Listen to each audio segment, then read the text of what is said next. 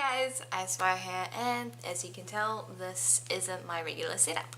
I am in Florida at the moment, and yeah, this is the room that I'm sleeping in and stuff. It's pretty nice. It's bigger than mine, for sure. So I went and saw Tomb Raider a few days ago, and I have some mixed feelings, both good and bad, so this is me talking about them with you guys. And yeah, so without further ado, let's get right into it. Also, you're going to see me hold my phone up a lot because I have a whole bunch of notes written on my phone about the movie, so yeah. Just a heads up, this is a spoiler review, overview video of the movie, so if you haven't seen the movie and you want to see it, I wouldn't recommend this, but if you don't care, we good. So the beginning of the movie was actually really good. You got a feel of who Lara was as a person, what her personality was like overall, and she seems like a very lively character. Alicia Vikander, I was worried about her and how she would do as old Lara Croft, because as you guys know, if you have been around my channel for a while, Lara Croft, means a lot to me. She is one of the first, I guess, female icons that I ever looked up to as a young girl, so I was very worried. Thankfully though, I am really happy to say that she does a really great job, not just at the beginning of the movie with just fleshing out what her personality is like, but just overall all the shit that she goes through and just how she portrays Lara's feelings and these moments of like strife, pain, suffering and hardship. She does a bloody good job. One of the things that got my approval very early on in the movie was a moment where she had to sit down, she was with Anna and some lawyer, I guess, to sign some papers to say that, yep, your dad's dead. Now we can have the manor and it won't have to be sold at all. And at one point during this meeting, Lara just says, I'm just not that kind of Croft. And on the inside I was just low-key fangirling because like she says that at one point in the game, if you remember from the 2013 reboot where Roth is injured and him and Lara are just sitting down and having a conversation about how Lara is going to have to climb up the mountain. And he gives her like her signature axe, and she's just like, I don't think I'm that kind of Croft. So, not the same situation, but it's cool to see it anyway. So the beginning of the movie was really good. I liked the bits that took place in London quite a lot. They were some of my favourite parts of the movie. I thought the bike chase part was really cool, and I thought the bits in, I can't remember what country it was. I think it was Tokyo, Japan, somewhere in Japan, I think. I could be wrong. I'm so sorry, I'm bad with countries. But there were these guys that like, they see that Lara doesn't know the language, so they're like, oh, we're just gonna trick you and then steal your bag. So there's this whole chase sequence, and it's really awesome. Like, you get to see what Alicia Vikander's physical capabilities as Lara I like, which is nice in my opinion. So overall those like beginning moments were really good. And then there was the storm, the boat gets absolutely fucked. I mean, we all know that from both trailers and the video game. So we know that that boat is pretty much destination fucked. I also really like the character of Lou Ren. I can't remember the name of the actor that's playing him, but I thought that he was really cool. I kind of like that he sort of started off as this like sort of grumpy, drunken guy, and then he just sort of pulls himself together because both him and Lara share the same goals, and those goals are finding out what happened to their fathers, because not only did Lara's father up and disappear, but so did Lou Ren's, so they have a common goal. And yeah, I just found him to be a really likable character, and he wasn't just some background fodder. How like some side characters that team up with the protagonist, how they just sort of end up fading to the background. I don't think that was the case with Lou Ren, so that was nice to see. Now we are getting to the island part, and this is where some of my gripes with the film begin to appear. they're not all bad. I mean, I do have some good, like, thoughts on the film in this particular part of the film. However, there are a lot of odd things as well. First off, you meet up with Matthias Vogel, who is the movie's version of Matthias from Tomb Raider, the 2013 reboot. And with Matthias, you can get the crazy vibe. I'm talking about game Matthias. However, with the movie Matthias, you don't really get the I'm kind of batshit insane vibe. You get more the I'll kill a motherfucker if I have to vibe. So, I mean, I get that they're trying to go for like the crazy vibe with him, but in the end it just sort of turned out to be more, you know, he's intimidating. He doesn't look it, but the way that he acts and presents himself makes him intimidating, in my opinion anyway. And you can see that he is intimidating through the reactions of the characters around him. You know, they listen to him. Lara and Lou, they were very, very wary of him. Now, one of the key things in the games were that Lara's father had gone missing and supposedly died, and then eventually she finds out that, I guess, he was murdered. So, you know, he's dead, right? He's dead as a doorknob, basically. But in the film, he's alive. He is alive and living on this island as a kind of crazy hermit man that Matthias thought had killed off. But no, he lived and became a crazy hermit living in a cave. And I just found his presence really strange. Like, I get that he was there for, like, helping Lara's character build, I guess. But it just felt strange to have him there. Like, I kind of felt like he shouldn't be there at all. I mean, don't get me wrong, his performance was great. There were a lot of touching scenes between him and Lara. I nearly, like, low-key started tearing up. But I just felt like his presence was a bit off, considering that he's dead, you know? So why bring a dead character into a movie? I mean, I get that, you know, things always change in adaptations, whether it's book adaptations or game adaptations, you know, things have to change. But I just felt like this was a very odd thing to change, you know?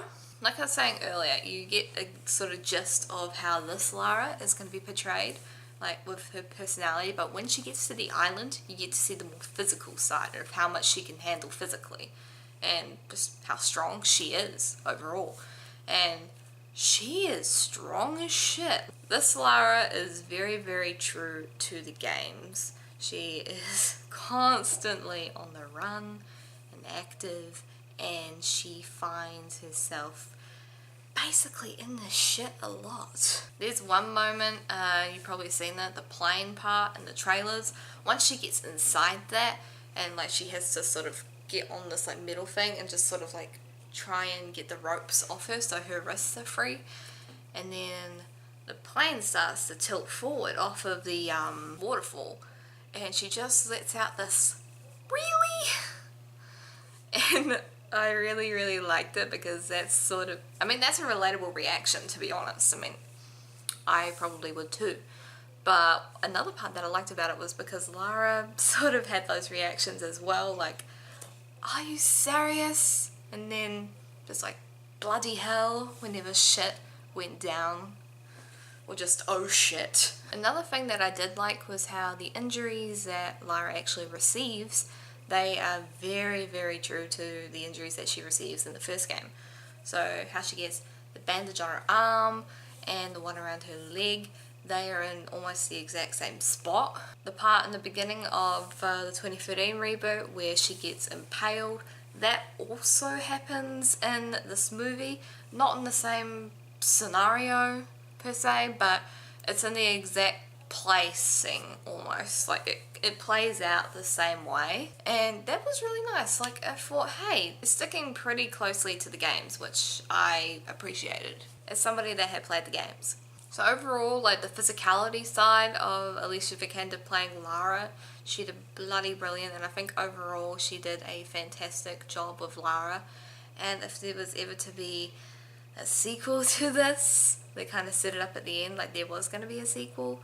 I would be very happy to see her back as Lara. One of the most emotional moments for Lara in the game was where she got attacked by that guy at the beginning, near the beginning I should say, where he tried to rape and kill Lara, but you know, she killed him, and she was crying. It was, you know, very reasonable reaction to what just happened. In the movie, Lara, obviously they didn't show the rape thing because this is a PG-13 movie, but this guy was out to kill her, and Lara managed to get him in a chokehold. There was a puddle of like mud and water under him. She managed to get him to a chokehold and just sort of hold him there until he basically suffocated and died. And she had a very, very human reaction to it. Like, she just sort of sat there and she was like, oh my god, what the fuck did I just do? You know, I just killed someone. And I liked that human reaction to it. I have seen a few people comment how like it was silly how she goes from being like, oh my god, I just killed a guy, to, you know, shooting dudes like pretty much 20 minutes later with like no care in the world. But it's like that in the games too. I mean, she has no choice. I mean, it's either that or get killed yourself. Because it's just like that in the games, like I just said. Like, she goes from having this very emotional moment to having to pick herself up very quickly and be ready to defend herself and take down these crazy men that are trying to kill her. Now, of course, with this being a Tomb Raider movie, of course, there is going to be some tombs. And this is where I began to get a sense of, oh boy. You know, that sort when something happens and you just sort of sit there like,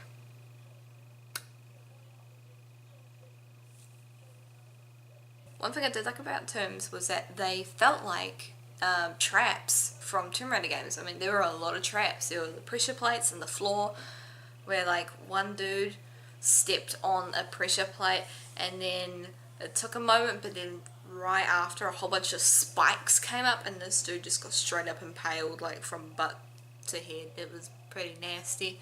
But now we are on to my biggest gripe with the film, and that is the Himiko part of the film. Now, Himiko, if you don't know, she is the main, I guess, like supernatural presence in the first Tomb Raider game. Now, there is a distinct difference with Himiko in the game and the Himiko that they went with in the movie. So, game Himiko's whole deal was that she had control over the elements. So like she could create storms. She was responsible for the storm that capsized Lara's ship in the beginning of the game. And later in the game, when Lara signals those pilots to come and rescue her and her crew, a storm appears from a seemingly clear sky and lightning strikes it down, and ultimately it leads to both the plane's crew's demise. That was all Himiko's doing, right? Movie Himiko, good old movie Himiko, she was a carrier, per se, of a disease that when someone touched her, they would die. Like, there'd be a rot that spread all over their body. They would die and come back as mindless, undead zombies.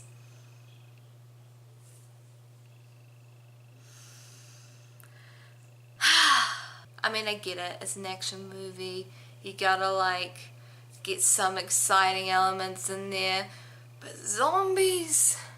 Really? Really? Why? As soon as that happened, like as soon as the first guy died and then came back, it was just both, because I went to see this with my boyfriend, so both me and my boyfriend were just trying not to laugh. More him than me, because I was just, for the most part, just sitting there like, what? You know? I did not like that bit at all. I felt that it was ridiculously cheesy and very unnecessary for the movie at all. I mean, you don't need a zombie virus. It wasn't like the Himiko storyline was too crazy for people to understand. I mean, in past games, Lara has shot T-Rexes in the face, you know? She has travelled to Helheim with Thor's hammer in hand, you know? She has done a lot of crazy out there shit that could work perfectly well into an action movie, and yet they went with zombies.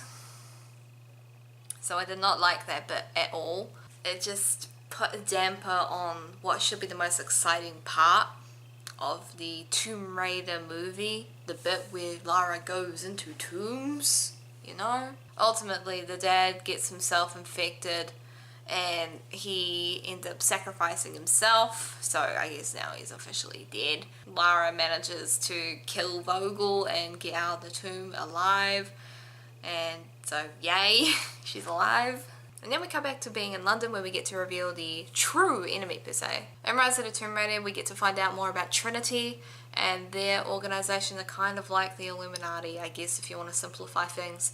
And yeah, they want power over any and all supernatural objects that they can get their hands on. Lara signs the papers to say, yep, my dad's dead, and she hands over control of the company to her stepmom Anna, which was a bad idea because it turns out, if you have any knowledge of the ending of Rise of the Tomb Raider, Anna is no nice lady. She is horrid. In fact, she is a terrible, terrible woman. And basically, she is the one that hired Vogel to go to the island and off Richard Croft, Lara's dad. So I like that they actually kept that plot twist in the movie. I thought it was really cool because it was like, oh shit. And my boyfriend, who doesn't have much experience in the Tomb Raider franchise apart from the sexy version of Lara Croft, he was pleasantly surprised by it. And I remember when the movie ended, he turned to me and he's like, did you know that would happen? And I just sat there like, yes, I did. I was very smug with myself, I'm not gonna lie. And then we get to one of the final scenes of the movie where Lara goes into a pawn shop where she sold the necklace that her father had given her. It was her mother's, and this necklace was her necklace. So I'll just put a little picture there. That's her necklace. You'll recognize it. And then at the end, they take her in the bag. She finds some guns, because it turns out these guys are low-key dealing in the guns. And yeah, she picks these 2 pistols up, and she's like, I'll take 2. And I really liked it because you could see like it going from, you know, the scared sort of coming of age Lara that we knew from Rise of the Tomb Raider and the Tomb Raider reboot to the Lara that we probably know from, say, Tomb Raider Underworld, you know? We were getting that Lara back. I do find it odd that they included this scene in particular in the trailers because that's like the ending scene. I remember being iffy with it when I first watched it because I was like, this feels like this should be at the end of the movie. And it was! What the fuck, trailer editors? Just, why would you put that in the trailer? It should be a surprise. So overall, is this a good film? Yes, it is. It's not a brilliant film. Like, it's not gonna blow your mind and like take your breath away. But it's also not a shit film. So I would say this is one of the better video game adaptations, which is good. I would recommend it if you want a fun movie to watch, if you're expecting a mind-blowing, like, oh my god, we're finally gonna get an awesome, badass video game movie. Maybe not, but maybe, fuck it, who knows, you might think it is an awesome, badass video game movie. You know, opinion is really subjective to every person, so, you know, judge for yourself. And that is the end of the video. Thank you guys for watching and letting me rant about Tomb Raider. Overall, I really, really did love the movie, and I think, I'm just going to say this again, Alicia Vikander, she did great. I loved her as Lara. She was so, so awesome. Like, I cannot give her character, and just her as an actor, such a, I don't even know, like, I commend her, I guess, for doing such a great job. I don't know if that makes sense. I'm not very good with words. But yeah, thank you guys for watching. I am going to get back to my vacation in Florida. Yeah. if you like this, be sure to hit the like button, and if you feel like I deserve it at all, be sure to hit the subscribe button. Consider supporting my Patreon as it fuels the growth of my content's quality and the variety and production of said content that you guys will get to see all on the channel. And as always, it is IceWire signing off, and I'll see you introverts later next time on the channel. Have a lovely day / night wherever you are in the world, and bye!